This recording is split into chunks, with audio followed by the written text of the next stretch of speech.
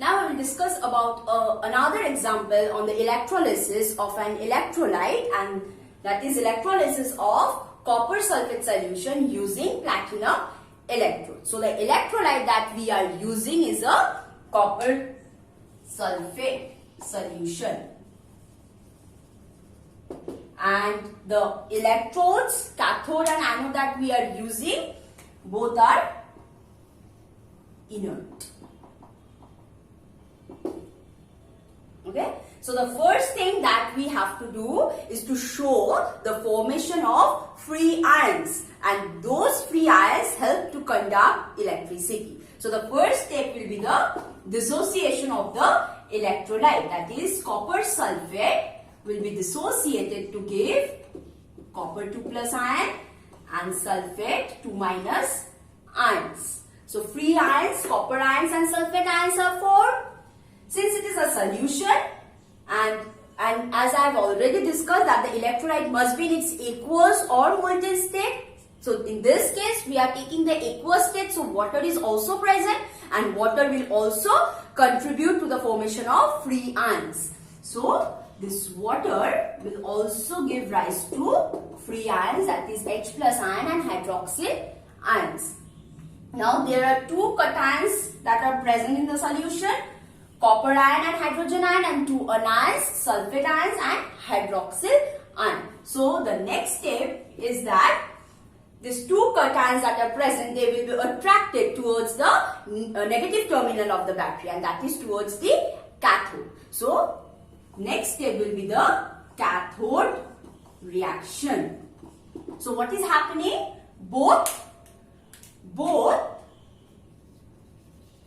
copper 2 plus ions and hydrogen ions, they are migrating towards the cathode. They are migrating towards cathode. But who is getting discharged? Copper. Copper 2 plus ion is getting discharged because it is below hydrogen in the electrochemical series. So, but copper 2 plus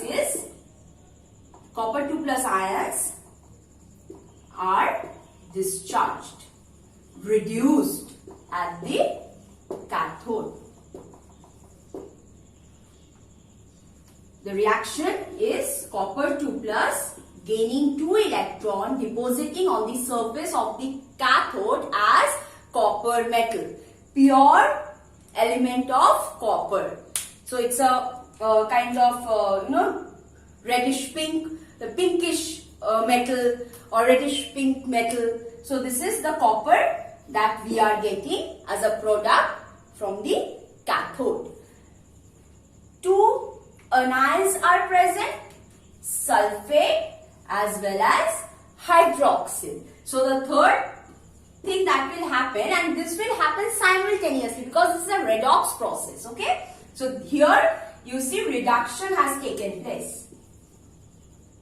The cation has gained 2 electrons. Now on the anode side, anode reaction, both sulfate ions as well as hydroxyl ions migrated towards the anode.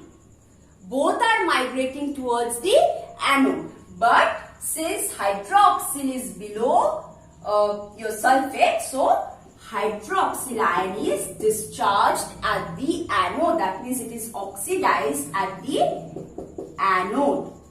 This again in turn will give rise to 2 water molecule and 1 oxygen from 4 hydroxyl atoms. So 4 hydroxyl ion, 4 electron, 4 OH giving rise to 2 water molecule and 1 oxygen molecule. So the product that we are obtaining from the electrolysis of copper sulfate solution is that at the cathode we are getting copper as the product, and at the anode we are obtaining oxygen gas. We are getting oxygen gas. So this is another example of electrolysis of copper sulfate solution using inert electrode, where the product at the cathode is copper, which is deposited copper metal, and the anode is the oxygen molecule. Next, another example is the electrolysis of copper sulfate solution but using